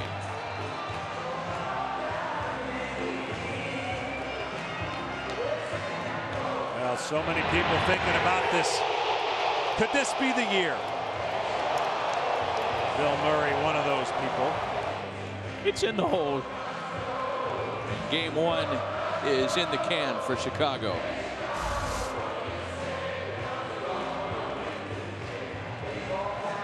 The W flag flies at Wrigley Field tonight. Let's send it down to Ken Rosenthal. Thanks, Matt. Javi, Cueto was really good tonight. He had a single in the 5th, 1 out in the 8th. What were you thinking going into that at bat? I was just trying to get on base, man. I knew we had some people coming in to hit for Rossi and the pitcher, and I was trying to get on base. And he's been pitching me inside. I was just waiting for him to make a mistake, and he did that in that last minute, and he left it over the plate. You looked like you thought it was gone immediately. How well did you hit it? Because it didn't get out by much. Yeah. I forgot about the wind. The wind's going straight in, and I hit it really good. But good thing it just barely went. Now the curtain call, what was that like? What was that? The curtain call, what was that like? Just dealing with it. We can't do anything else. Just playing the game hard. Javier, thank you very much. Matt, back to you. All right, Kenny, thanks. It's Javier Baez and the game-winning swing that gave him the curtain call. and led to the Falcon Tires Grip the Moment, the official tire of Major League Baseball. Javier Baez grabbed it and ripped it. Johnny Cueto knew it off the bat.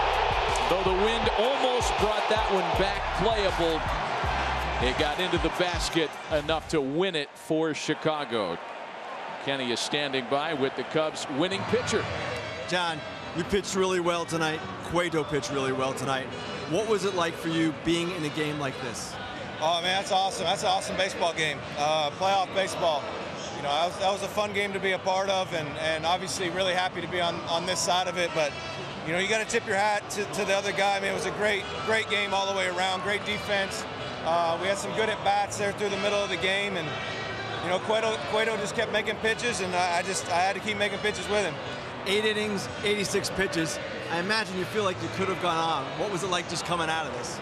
Yeah, I mean, I tried, but you know, Joe, you know, wanted to make some moves there in the 8th or in the 8th. So, you know, that's National League baseball. You know, American League, you know, you might get another chance to go back out there, but when you have a guy in the bullpen that throws 104, I mean, it's kind of hard to argue with him. Baez, what impresses you the most about him? Just his ability to play all over the field. You know, this guy was kind of written off as a hitter, as, you know, free swinging and all this stuff, and at times this year he's carried us both offensively and defensively. It's just been fun to watch. Any given night, it seems like he makes a play to save the game for us. So obviously tonight with a big swing and you know, we get on top there 1-0. John, thanks very much. Yeah, Matt, back to you. Terrific night of postseason baseball. Kenny, thanks. At the end, the Cubs have taken a 1-0 win to take a 1-0 lead in this best-of-5 series. Game 2 of this one tomorrow on MLB Network. We're back on FS1 with Game 3 from San Francisco on Monday. The Cubs have taken Game 1.